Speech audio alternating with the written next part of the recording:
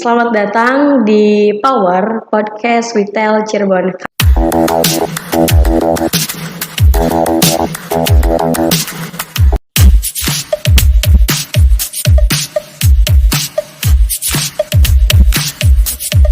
Kali ini kita kedatangan narasumber kita yang pertama atau tamu kita yang pertama dari Kak Ari sebagai Duta Pariwisata di Kabupaten Cirebon ya Kak ya? Iya.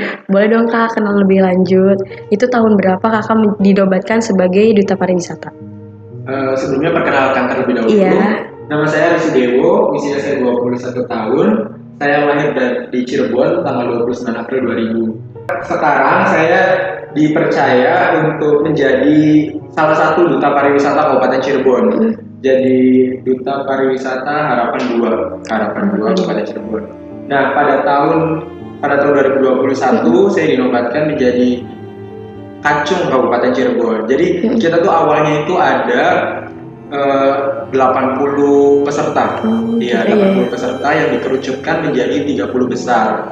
Lalu dikerucutkan lagi menjadi 10 besar. 10 besar NOK sama 10 besar Kacung. Dan 10 besar NOK sama Kacung itu yang menjadi Duta Pariwisata Kabupaten Cirebon.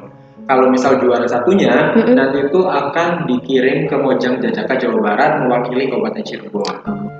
Jadi itu ada proses seleksi lagi ya. Iya. Tapi beruntung banget ya maksudnya Kak Ari bisa mendapatkan kesempatan untuk belajar dan berkembang bersama dengan tim Nokacung di Kabupaten Cirebon ya. Betul. Nah, karena kebetulan nih Sobi di rumah, kita kan kedatangan Kak Ari sebagai Duta Pariwisata. Kita mau bahas sedikit terkait dengan tempat wisata di Cirebon. Karena nih Kak Ari ya, ngomong-ngomong orang-orang tuh punya stigma kalau Cirebon tuh bukan tempat yang menyenangkan. Dikenalnya sebagai tempat yang macet lah, karena kan memang kita arus lalu lintas itu sebagai jalur pantura ya. Ditambah lagi panas. Itu udah terkenal banget, orang-orang banyaknya menghindari lah kota Cirebon karena kalaupun ada orang mau ke Cirebon pasti ditanya mau kemana ke Cirebon, oh ngapain kan di sana nggak ada apa-apa gitu. Tapi kalau dari Kak Ari sendiri gimana sih pendapatnya? Nah, emang sih kota Cirebon ini punya beberapa permasalahan di bidang itunya yang tadi disampaikan, kayak panas, cuacanya, karena emang di pantai utara kan, di pantai, dekat pantai, jadi panas, terus juga ada macet. Tapi di samping itu Cirebon juga punya branding bagus nih. Cirebon kan terkenal sama kota wali. Itu juga pariwisata yang kita munculkan, kita optimalkan untuk Cirebon itu sendiri. Jadi di Cirebon itu sebenarnya banyak pariwisata yang bisa kita kunjungi. Kayak yang kalau dari keagamaannya itu dari ziarah makam Sunan Gunung Jati, terus juga dari wisata bersejarahnya ada keraton-keraton yang di Cirebon. Terus di alamnya juga ada batu lawang, ada mangrove, dan masih banyak lagi sih di Cirebon. Dan yang nggak kalahnya lagi, di Cirebon itu punya kuliner yang sangat-sangat variatif. Betul sih, setuju. Ada empal gentong, ada nasi lengko, sega jamblang. Terus kalau saya kan dari Bakung nih, Bakung juga udah punya branding tape. Itu kan salah satu kuliner yang kalau misal nggak ke Cirebon, terus nggak nyobain itu kayak rasanya kurang lengkap, kayak nggak ke Cirebon gitu. Iya betul. Apalagi nasi jamblang ya, kayak orang-orang mau ke Cirebon deh, ya udah sekalian makan nasi jamblang. Kalau gue empal gentong itu emang ini banget sih, hype banget lah buat orang-orang luar. Nah tapi ngomongin masalah tadi ya, karena emang di Cirebon ini dikenal sebagai disebutnya sebagai kota wali. Karena memang di sini tuh ada salah satu wali ya, dari 9 wali itu salah satunya ada di Cirebon ya Sobi. Mungkin ada juga nanti penonton yang bukan dari daerah Cirebon, tapi kita makanya di sini bahas sama-sama. Nah, kalau untuk dari keraton sebenarnya di Cirebon tuh ada berapa keraton itu? Kalau yang saya tahu itu ada 4 ya. Ada Keraton Kanoman, Kasepuhan, Kacirebonan, sama Kaprabonan. Tapi berarti dari masing-masing tempat itu ada sejarahnya tersendiri. Oh ada. Berarti kuat banget dong ya. Kalau misalnya tadi yang pertama apa? Keraton Kanoman. Kalau Kanoman sendiri tuh ciri khasnya itu apa ya? kalau yang saya tahu itu kalau keraton kan tempatnya para sultan ya. Nah di situ tuh ada kanoman, kasepuhan itu kalau anom tuh berasal dari kata, kalau keraton kanoman itu berasal dari kata anom, artinya muda. Kalau kasepuhannya itu tua gitu. Nah kalau misal pengen tahu lebih jelas lagi terkait keraton-keraton itu, buat teman-teman datang aja ke keraton-keraton yang ada di Cirebon. Nanti kita kasih cuplikan aja ya videonya gitu, biar seru. Iya, biar seru. Terus selain itu juga ada wisata-wisata lagi tuh, ada Taman Air Gua Sunyaragi. Itu juga salah. Itu di mana tuh Kak? Di bypass, jalan bypass di Cirebon. Nah, itu Taman Air Gua Sunyaragi itu kan namanya Sunyaragi, berasal dari kata sunyaragi, mensucikan raga. Oh itu sunyi itu artinya mensucikan. Nah, itu tuh tempat para sultan untuk melakukan meditasi atau menenangkan diri. Sama ada tempatnya juga kan Taman Airnya. Itu juga tempat putri-putri buat mainan, buat main, kalau main tuh di situ di Taman Airnya. Tapi berarti kalau sekarang tuh emang Gua Sunyaragi gitu emang dikhususkan sebagai tempat wisata biasa aja gitu ya. Tapi nih ya Kak Hari ngomong-ngomong, kalau masalah Gua Sunyaragi, aku nih pernah dengar. Ini kayaknya mulai horor deh ya teman-teman. Aduh, soalnya pernah dengar katanya kalau misalnya ada penduduk asli dari Cirebon, perempuan, terus datang nih berkunjung ke Gua Sunyaragi, tiba-tiba nggak sengaja megang salah satu patung yang ada di tengah itu. Terus katanya dia bakal diperawan seperti itu. Mitosnya beneran ada ya maksudnya? Cerita kayak gitu. Iya, kalau untuk mitos itu sebenarnya dikembalikan ke dirinya masing-masing ya. Tergantung dia mempercayai itu atau tidak. Betul. Tapi memang di Gua Sunyaragi itu ada beberapa tempat yang diyakini punya mitos. Kayak contohnya yang tadi Rezi sampaikan, itu ada patung Perawan Sunti. Katanya kalau misal ada cewek yang ke situ, gadis yang ke situ terus megang itu, nanti katanya jodohnya jauh. Tahta para sultan itu langgeng. Iya. Nah, tapi sekarangnya orang-orang punya stigma kalau misal ke Gua Kelenggan itu, yang pertama cita-citanya bisa terkabul. Yang kedua pasangan dia cintanya bisa abadi. Yang terakhir itu ada ya tadi jabatannya itu bisa langgeng. Jabatan. Iya. Berarti emang ya tujuannya tuh untuk mempertahankan apa yang sudah diraih gitu ya. Iya. Ada mitos lagi di samping Gua Kelenggengan di area itu ada ada patung Garuda dililit ular. Nah, di sebelah mana itu? Di sebelah timur. Iya. Itu artinya punya filosofi juga. Apa tuh? Artinya gini, burung Garuda kan bisa terbang setinggi-tingginya. Iya betul. Nah, tapi itu patungnya itu dililit ular. Jadi punya filosofi bagaimanapun juga orang punya kekuasaan pasti akan ada masalah yang mengiringinya. Selain Gua Sunyaragi, kalau misalnya di tanah Jawa gitu ya, aku sering banget dengar kenapa sih tanah Jawa itu sering diidentikan sebagai tanah yang mistis. Menurut Kak Ari itu tanggapannya gimana sih Kak?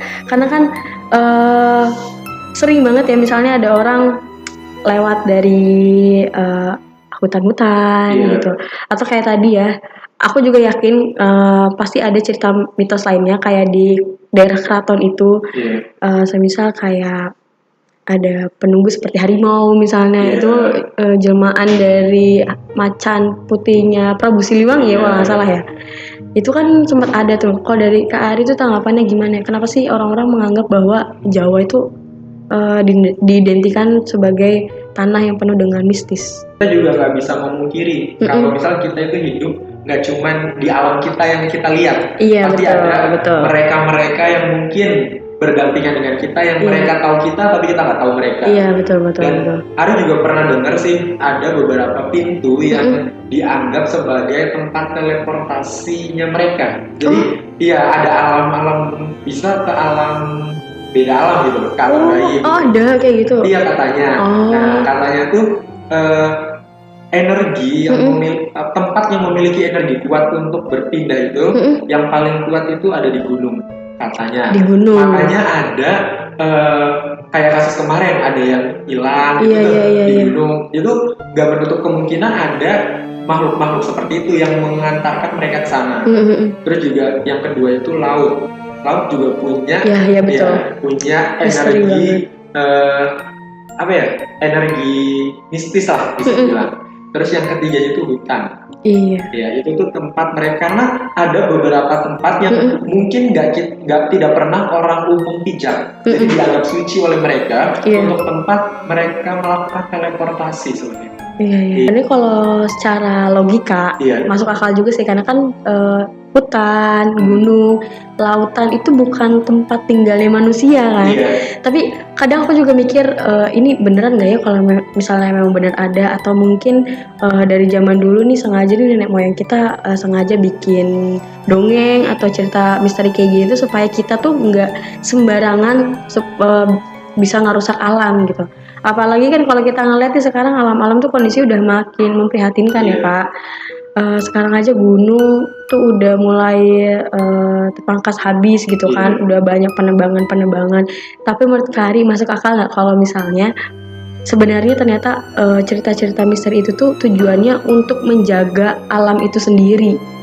Karena kan kalau dari kita nih anak muda, kalau udah dikasih pantangan tuh bukannya malah menghindar, tapi malah semakin mau melakukan ya kan. Jadi menurut aku sih kalau dari sudut pandang positif ya, karena kita nggak bisa maksa orang untuk percaya apa yang kita percaya. Kalau kita percaya, oh iya di salah satu tempat itu ada salah satu makhluk misalnya, tapi bagi beberapa orang yang nggak pernah melihat itu nggak bakalan percaya. Makanya kenapa mungkin kita harus punya sudut pandang yang lain. Oh ya udah, mungkin dengan cerita itu kita jadi terbiasa untuk menghindari hal-hal yang dapat mengotori atau merusak alam itu sendiri. Iya sih, setuju banget sih. Jadi kayak misal apa ya? Kan ada juga orang-orang yang punya kelebihan untuk bisa lebih melihat mereka atau merasakan lebih peka lah. Nah, kadang juga mereka itu nggak cuma ngerjain tuh, nggak cuma menunjukkan kalau dirinya ada, tapi kadang juga mereka tuh ingin menyampaikan ada beberapa hal yang ingin disampaikan untuk kebaikan bersama gitu. Jadi untuk menjaga alam atau hal-hal lain gitu. Kayak pernah juga aku dengar di kayak ke gunung tuh ya. Kita misalnya mau ke gunung, terus menurut alam itu kita tuh nggak boleh ke sana. Nanti akan ada aja pantangan-pantangan untuk ke sana. Kayak misal dari fisiknya dulu kita ngerasa kecapean, kayak gitu. Terus nanti baru dari mentalnya akan diganggu sama mereka gitu. Tujuannya apa? Tujuannya nanti baik juga buat kita gitu. Mungkin kalau kita naik akan ada sesuatu yang merugikan kita gitu. Jadi emang kadang ada istilah semoga semesta mendukung. Nah, kita tuh diciptakan nggak sendirian. Dengan adanya hewan tumbuhan aja udah nunjukin bahwa kita emang nggak sendirian. Pasti ada juga, cuma wujudnya nggak sama kayak kita. Ya kan aku bikin Q&A bareng sama sobi-sobi di rumah, dan boleh dong ya kita bacain aja cerita mistis ini. Jadi antara mistis dan juga cara mempertanggungjawabkan alam sekitar ya sobi. Jadi jangan menganggap bahwa ketika tempat wisata atau alam yang kita sukai ternyata dia punya aura mistis, kita lantas jangan deh, serem. Kita anggap aja positif gitu ya, kayak supaya tetap menjaga kelestariannya. Benar-benar. Ini nih Kak, ada dari sobat Arifina Maharani. Dia bilang kayak gini, waktu masih kerja di tempat yang dulu, padahal siang hari. Dia bilang siang hari. Ini saat lagi lembur, kebetulan di ruang sebelah juga ada rekan yang lembur. Nah, pagi hari mah seperti biasa menjelang siang pas mau istirahat. Aku iseng dong mampir ke ruang sebelah. Aku sapa semuanya, tapi salah satu temanku nggak nyaut, malah nunduk aja. Lalu udah mulai curiga nih, Aku pikir nggak kedengeran karena mungkin dia lagi main HP. Tapi nggak lama suamiku datang dan nemenin lembur di kantor. Terus dia bilang itu ada teman ayah di bawah. Istrinya juga di sini ya. Pas aku lihat kaget dong. Hah, kok di bawah?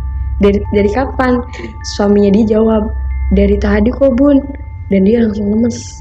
Aku lemes dong. Terus yang aku lihat di ruangan sebelah siapa ya? Yang mungkin yang tadi nunduk ya. Dia udah curiga nih soalnya. Bajunya sama persis, postur tubuhnya sama, dan langsung mastiin lagi ke ruangan sebelah. Dan ternyata mejanya itu kosong. Question box kan? Iya. Ada yang nge-DM. Sama, mirip sih. Jadi ini dari Muhammad Diki Yudantaka. Iya. Dia punya cerita ini. Jadi ini tuh kisah terbaru aku. Iya. Pas malam Jumat minggu lalu. Iya, malam Jumat minggu kemarin. Mm-mm. Tiba-tiba mata aku tuh rasanya pedih banget. Aku tuh hanya berpikir jernih, mungkin hanya kelilipan debu saja. Iya. Tapi ketika keluar rumah untuk sholat maghrib, entah bagaimana pundak aku terasa pegal dan berat ketika melihat sekeliling. Terlihatlah sosok perempuan berbaju lusuh. Mungkin itu ibu-ibu yang mau ke musola, pikirku. Jaraknya beberapa meter kemudian, tiba-tiba muncul sosok anak kecil, tapi matanya merah. Waduh. Mungkin dia lagi sakit mata, masih berpikir positif nih. Iya, dia masih positif ya orangnya ya, positif. Tapi tiba-tiba dia tersenyum lebar. Aduh. Aku balas senyumnya, tapi baru saja langkah aku pergi, tiba-tiba di hadapanku itu cewek tadi dengan tawa menyeramkan, Aduh. gigi bertaring bermata hitam. Aku langsung saja lari menuju musola. Sudah kulupakan kejadian itu ketika sampai masjid. Mungkin masih ada nih. Mungkin ini hanya hayalanku, pikirnya. Iya. Tapi kemudian setelah selesai sholat, aku melihat sosok wanita yang melayang dan menembus mobil. Aku dekati sosok itu lalu hilang entah kemana. Nah, lalu pada saat jam 12 malam, terdengar suara teriakan wanita yang sangat kencang, meringis kesakitan dan suara hantaman benda keras. Aduh. Aku langsung bergegas ke kamar ibu, kirain ibu bapakku. Ternyata tidak ada yang terjadi. Dan itu aku pikir negatif thinking nih, bahwa suara itu terbit berasal dari kamar orang tuaku. Tapi ternyata bukan. Aku bersyukur sekali. Lalu hari Sabtu aku masih didatangi sosok-sosok yang aneh, tapi tak begitu menyeramkan. Firasatku semakin yakin bahwa akan ada yang meninggal. Dan pada hari Minggu, tiba-tiba diumumkan tetanggaku meninggal karena kecelakaan. Merinding loh sumpah. Merinding loh sumpah. Nah, tadi dari cerita yang temannya Ari, ternyata abis ngedengar suara cewek, ternyata salah satu tetangganya meninggal gitu ya. Aku juga pernah, tapi ini kebalikan gitu loh versinya. Jadi waktu itu umurku tuh kalau nggak salah masih sekitar 5 tahun dan kakakku tuh sekitar umur 10 tahun lah ya.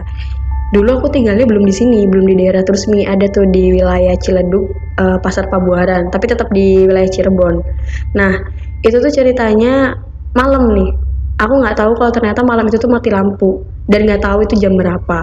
Kita ngerasanya nyaman, lelap karena mikirnya orang tua kita aman nih ada di dekat kita gitu kan.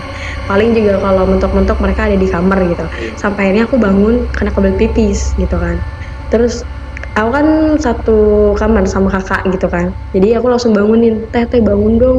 Dede mau pipis. Terus akhirnya ya deh bentar ya. Habis itu deh nyalain lampu, dia bilang gitu kan. Nyalain lampu kamar nggak nyala, akhirnya kakak nyuruh nyalain lampu depan, siapa tahu emang lagi konslet nih yang kamar. Pas nyampe depan si saklar lampu nggak nyala, langsung teriak kan, lampunya nggak mau nyala gitu kan. Akhirnya dia nyusul, terus dicobain, ternyata nggak bisa juga. Sampai akhirnya dia nyuruh aku untuk balik ke kamar, terus manggil-manggil orang tua gitu kan, ayah, ibu gitu kan, di mana gitu, ini lampunya nggak mau nyala gitu. Sampai akhirnya nggak nemu tuh, akhirnya teriak kan, teteh ini ayah sama ibunya hilang. Kan masih kecil kan nggak ngerti ya ini siapa ya sebenarnya yang hilang gitu kan. Terus akhirnya kakak langsung narik nih karena emang aku udah ngerengek kebelet banget nih kan.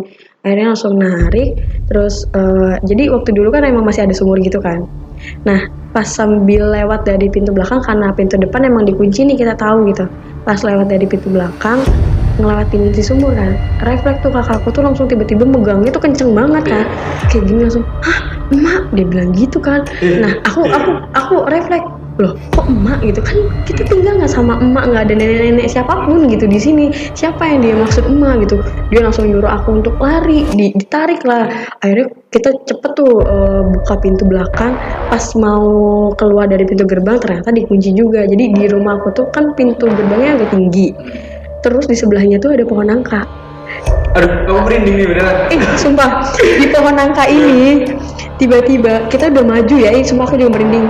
Pas udah maju, tiba-tiba ada gumpalan rambut dari bawah tanah tiba-tiba terbang dan tiba-tiba pas di atas pohon nangka tuh jadi sosok cewek gitu. Oh my God. Astagfirullah, aku langsung nangis dong karena masih kecil kan. Aku langsung nangis, Tete nggak mau, Dede mau pulang aja, mau balik ke rumah. Dia di rumahnya tuh mati lampu, kata Tete gitu kan. Akhirnya udah sini kata Tete dipeluk kan, sampai akhirnya kita mundur tuh karena takut banget. Astagfirullah, itu bayangin kita berdua masih kecil banget, kita mikirnya ayah sama ibu kemana gitu kan. Terus akhirnya kita cuma bisa teriak nangis berdua, bener-bener teriak nangis berdua, dan herannya kenapa tetangga nggak ada yang bangun, emangnya jam berapa gitu. Aku mikirnya gitu doang. Terus akhirnya ayah ibu, kita berdua teriak-teriak manggil ayah ibu, sampai akhirnya ada satu waktu kita tuh ngedengar ada yang ngikutin, tapi suaranya tuh kayak ngerintih gitu. Aduh, aku merinding banget nih ngomong kayak gini. Terus tiba-tiba pas aku teriak nih sama itu dalam keadaan nangis beneran, aku sama Tete nangis, tiba-tiba kayak gini ngikutin, ayah ibu dibilang gitu kan. Makin nangis dong, aku sama kakak makin nangis, Dek gitu kan. Tete aku sih sebenarnya yang lebih takut, akunya penasaran, Tete kok ada yang ikutan manggil, siapa kan ayah ibu tuh orang tua kita, aku bilang gitu, orang lain nggak boleh ngaku-ngaku, aku mikirnya gitu karena masih kecil ya. Sampai hari Tete suaranya dari samping rumah, aku gituin kan, aku nunjuk sama kakak digini, jangan nunjuk kata dia gitu kan. Terus akhirnya kita berdua coba untuk ngeberaniin diri ngelihat samping rumah. Jadi ini kan rumah, di sampingnya tuh kayak lorong, tahu kan? Jadi kayak lorong, terus kesana tuh kayak kebun, ke kebun gitu, terus nembusnya ke jalan raya gede gitu. Dan tahu nggak, pas kita ngeliat ada apa? Ada apa? Pocong. Oh my God. Pocong dua, dan tahu nggak posisinya lagi ngapain? Dia kayak gini, ayah. Sumpah. Aku ngeliat sendiri sumpah. Terus abis itu mukanya hancur, nggak berwujud, maksudnya nggak beraturan lah. Kalau kita kan mungkin kelihatan ya, ini matanya kayak gini, terus ada hidungnya, itu bener-bener kayak ayah ibu, terus kayak dia masih loncat-loncat. Yang satu badannya sedang, yang satu tinggi. Terus kita jadi kalang kabut, coba buat kabur nih. Jadi kita coba buat manjat si gerbang, tapi ngelewatnya dari samping rumah tetangga kan gitu. Sampai kita akhirnya berhasil keluar. Itu nggak tahu sih ya, ini kenapa harus kayak gini gitu kejadiannya. Tetap teriakin nama ayah ibu, manggil ayah ibu, terus pas tiba-tiba lampu nyala. Itu sialan banget maksudnya, kenapa lampu tiba-tiba nyala gitu kan. Lampu nyala dan ternyata ayah sama ibu tuh udah di depan kita. Terus abis itu iya, abis itu kita langsung cerita dong, ayah ibu tadi Dede ngeliat pocong gitu kan. Karena kan ya dulu kan emang suka nonton horor, kadang ayah tuh suka ngasih tahu dia ini kalau misalnya orang udah meninggal bakal kayak gini dibentuknya. Jadi kan aku tahu kalau itu tuh pocong gitu kan. Terus akhirnya ayah Dede tadi ngeliat pocong, mukanya jelek, aku bilang gitu kan. Ada dua kataku, ada dua di samping rumah. Terus ayah sama ibu langsung bisik-bisik, kedengaran gitu sama aku, oh ini soalnya kan tadi sore ada yang kecelakaan 2 orang di belakang rumah. Jadi sumpah nggak bisa dilupain, nggak, asli sumpah itu nggak bisa dilupain. Makanya salah satu trauma terbesar aku adalah tinggal berdua sama kakak tuh tipe yang sensitif, dan aku peka sama kayak gitu, jadi nggak bisa, pokoknya nggak bisa banget kayak gitu. Lagian aku mikir ayah sama ibu tuh kemana gitu, ternyata mereka lagi berdua di warung kopi. Terus abis itu mikir kenapa gitu harus tega ninggalin, dan ternyata tadinya tuh emang dalam kondisi nggak mati lampu, mereka baru sebentar, tapi kita berasa kayak udah lama banget di situ, asli, astagfirullah. Jadi kita dalam satu malam itu tuh dipertemukan dengan 4 makhluk. Iya, aku udah merinding pas kamu ngomong sumur di sumur itu udah kayak wah ini nggak biasa ya, namanya auranya di semua. Jadi gitu Sobi, agak-agak serem ya. Jadi mungkin ada beberapa ciri-ciri ya. Ada yang sebelum meninggal dia mau ngasih tahu, ya kan? Terus ada juga yang udah meninggal dia juga mau ngasih tahu, mungkin secara kronologis kematian dia kayak gimana. Kadang ada beberapa yang jin korinnya tuh sengaja masuk ke seseorang, terus ngasih tahu kronologisnya. Biasanya itu korban-korban kayak maaf ya pelecehan seksual, yang pokoknya dia juga menjadi salah satu orang yang paling dirugikan lah itu. Dia pengen speak up gitu. Iya, tapi karena dia nggak punya raga. Nah betul, gimana dia mau ngasih tahu gitu, sedangkan dia udah dalam keadaan beda alam sama kita. Itu sih agak serem ya, tapi emang kayak gitu. Nah jadi Sobi, kita tuh apa ini jadi kesimpulannya dari pertemuan kita? Dari tempat wisata ke yang horor. Ya, jadi sebenarnya dari dimanapun tempat kita gitu ya. Dimanapun tempat kita pasti ada yang nungguin, ada penunggunya. Itulah kenapa kita harus tetap menjaga diri kita, jangan berperilaku seenaknya, Iya. terus berhati-hati. Terus kalau ada di wilayah yang bukan wilayah kekuasaan kita, contohnya kayak gunung, Iya. hutan atau tempat wisata lainnya, kita nggak boleh sembarangan lah ya kan? Karena kan kita nggak tahu nih apa yang kita perbuat ternyata menurut sebagian kalangan dari mereka salah, atau mungkin dari kepercayaan masyarakat itu kita menyimpang gitu Iya, kan. Terus sih dari Kak Ari ada tambahan?